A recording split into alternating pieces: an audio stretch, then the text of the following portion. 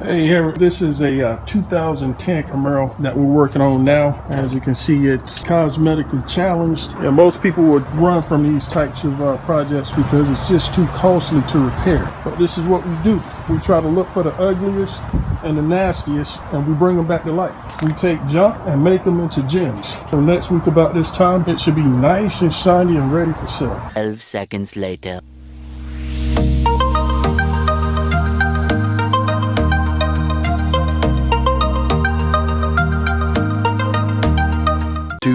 Later. So this is it, the final product of the 2010 Camaro that we've been working on for the past few weeks.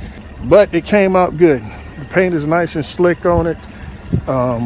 We got all the service lights off, so whoever buys it, it'll be nice and safe for them. Interior came out great. Interior is really good on it. You see we replaced the airbag, both of them, service lights on. So that's it.